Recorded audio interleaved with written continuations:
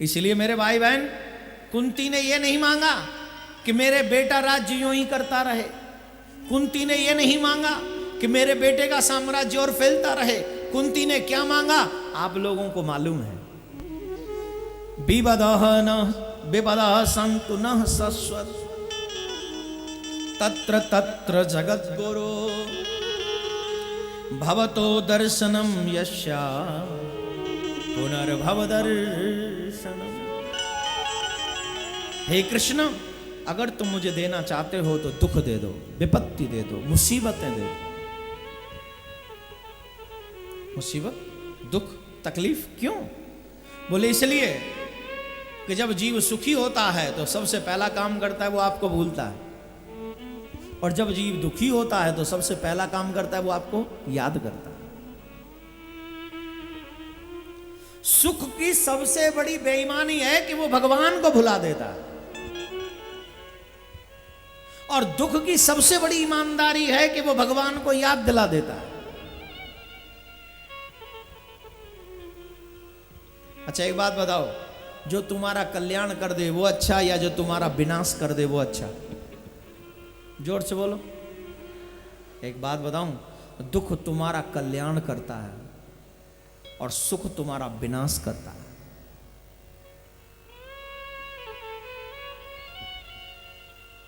वो सुख किस काम का जिस सुख में तुम सुख निधान परमात्मा को भूल जाओ। ऐसा सुख किसी काम का नहीं है, बिल्कुल भी काम का नहीं, बिल्कुल भी नहीं। इससे बढ़िया तो वो दुख है जो पल पल नाम जपाए, हर पल तेरी याद सताए, हर पल तेरा नाम मेरे जिह्वा से निकलता जाए। इसलिए प्रसंग पर ध्यान दे। कुंती ने सिर्फ दुख मांगा। क्यों मांगा? बोले कहीं ऐसा ना हो कि सुख आ जाए और मैं तुम्हें भूल जाऊं। कृष्ण कहते हैं हम तुम्हें आशीर्वाद देते हैं कि सुख तो मिलेगा लेकिन तुम्हें मैं भूलोगी नहीं। मजबूरी को दान नहीं। हाँ, पंडित जी ने कहा शिव जी पे जलाभिषेक करो, जो है रुद्राभिषेक करो, आप मजबूरी में कर रहे हैं, वो धर्म नहीं है, कर्म है, अच्छा कर्म है, सत्कर्म है। लेकिन वो धर्म, आप कहें कि वो धर्म कर रहे हो, धर्म नहीं कर रहे हो, आप अपने भाग्य को सुधारने, कर्म को सुधारने, अर्निंग करने के लिए काम कर रहे हो, इसलिए वो सत्कर्म कहा जाएगा, धर्म नहीं कहा जाएगा। ठीक है? अच्छे समय में भगवान को न भूलना ये सबसे बड़ा धर्म है।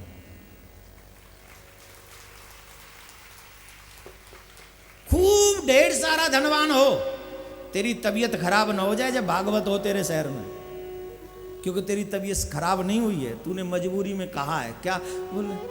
I am not feel well. अगले जन्म में बैल ही बनेगा, ध्यान रखिए। भजन बिन बैल बिराने वही हूं, मैं थोड़ी कह रहा हूं, भगवान सूरदास बाबा कह रहे बैल बनेगा जो भजन नहीं करेगा और भगवानी कथाओं से बचने की कोशिश करेगा। तो ये सारे मजबूरी में किए हुए कर्म वो तुम्हारे अच्छे कर्म हो सकते हैं, धर्म नहीं हो सकता। हाँ, दिल से किया हुआ, बिना जरूरत के किया हुआ, बिना इच्छाओं के किया हुआ जो तुम्हारा कर्म है वो तुम्हें धर्म के लिए प्रेरित करता है, वो तुम्हें धर्मात्मा बनाता है। इसलिए अच्छे समय में भगवान को न भूलना ये सबसे बड़ा धर्म है। श्री कृष्ण जब जा रहे थे तो देव देव महायोगिन उत्तरा दौड़ी दौड़ी चली आई कृष्ण के पास। देव देव जगतपते, हे जगतपति, हे मधुसूदन, हे द्वारकाधीश, हे त्रिलोकीनाथ, मेरी रक्षा करो, मेरे शिशु की रक्षा करो। अगर मेरा शिशु नहीं बचा तो तुम्हारा उपहास होगा।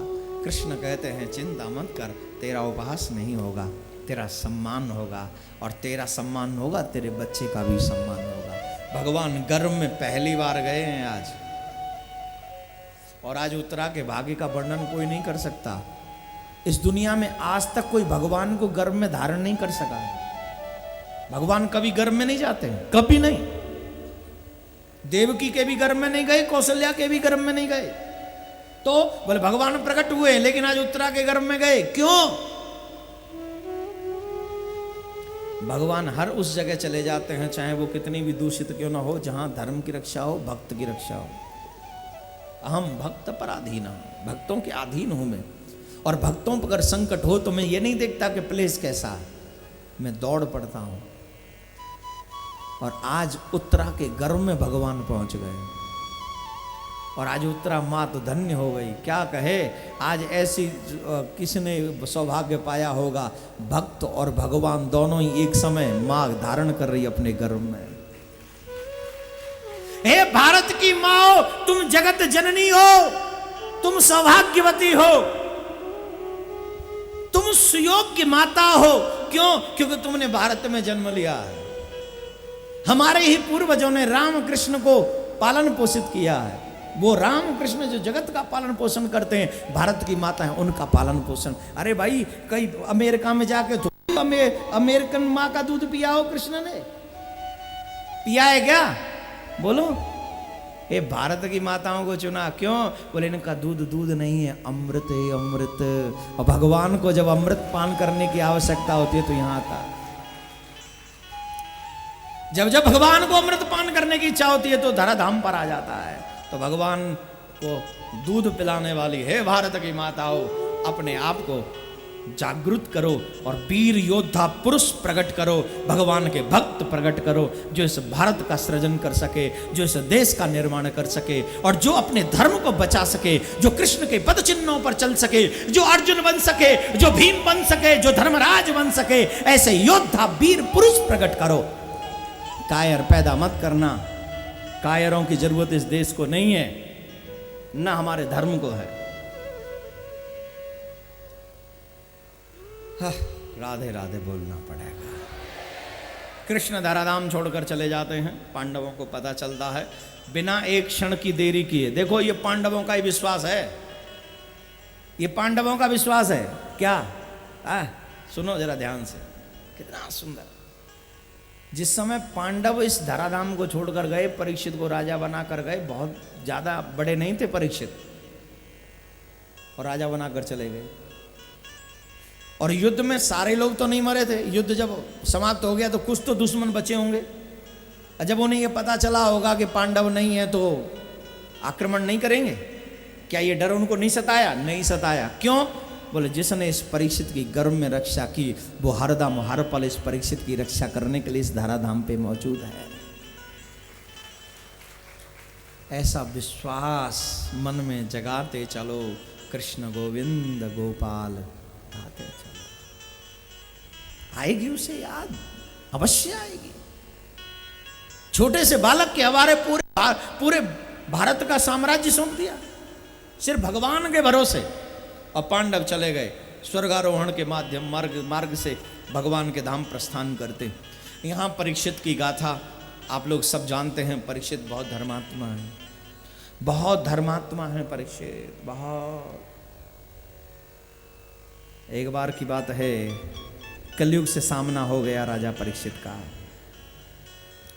और जब कलयुग से सामना हो गया तो पूछा, तुम्हें रहने के लिए कहाँ जगह चाहिए? तो राजा ने 4 जगह दी। जाओ मदिरालय में रहो, जाओ वैश्यालय में रहो, जाओ जुआलय में रहो, जाओ जहाँ हिंसा होती है वहाँ रहो। बोले महाराज मेरी फैमिली जरा बड़ी है, एक जगह मेरी मर्जी से मुझे दे दो। क्या चाहिए? बोले महाराज मुझे स्वर्ण में निवास दे दो। अब बहुत से संत ये भी कहते हैं स्वर्ण का मतलब है बेईमानी से कमाई हुई दौलत, और ये सच भी है। बेईमानी से अर्जित किया हुआ धन जीव को पापी बना ही देता है और उनके बच्चों का भविष्य बर्बाद कर देता है। अब मेरी बात यकीन मत करना, पहले इसको प्रैक्टिकल करना अपनी लाइफ में। पहले ऐसे लोगों से जाके मिलना जिन्होंने बेईमानी से धन कमाया हो, फिर उनके बच्चों से मिलना और उनके बच्चों के कर्मों को देखना। और हाँ, हो सकता है वो आपको न बताएं अपने कर्म, तो उन बच्चों के फ्रेंडों से पूछना कि इसको क्या क्या पसंद है। वो बता देगा इसे होटल का खाना पसंद है, और वो बता देगा इसे बाहर विदेश में घूमना पसंद है, वो बता देगा इसको डिस्को में जाना पसंद है, वो बता देगा मूवी महीने में 4 बार देखने जाता है। वो तुम्हें सब कुछ बता देगा। जितने भी बिगड़े हुए रास्ते हैं वो उस दौलतमंद के बच्चे के पास आ ही जाएगा जिसने दौलत बेईमानी से कमाई हो। और जिस माँ बाप ने अपने बच्चे को संस्कार न दिए हों, उनके संपत्ति विनाश उन्हीं के बच्चे कर देते हैं। बोलो राधे राधे।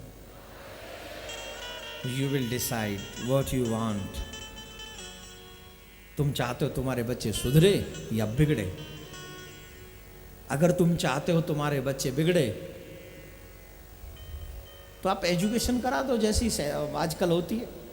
और आप चाहते हैं कि आपके बच्चे सुधरे तो उस एजुकेशन के साथ साथ रिलीजियस एजुकेशन भी कंपलसरी होनी चाहिए। और रिलीजियस एजुकेशन आपको आजकल के इंग्लिश मीडियम स्कूलों में नहीं मिलेगी, या तो इन कथा पंडालों में मिलेगी, अथवा यहाँ से आप जो सुन के जाते हैं, अथवा आप शास्त्र पढ़े, पुराण पढ़े और बच्चों को भी पढ़ने के लिए कहें, वहाँ से मिलेगी। कुछ तो करना ही पड़ेगा उन बच्चों के भविष्य के लिए। अगर कर सके तभी तुम अच्छे माँ बाप हो, और नहीं तो अपना तो विनाश करोगे, साथ में अपनी औलाद का भी विनाश कर चुके होगे। बोलो राधे राधे।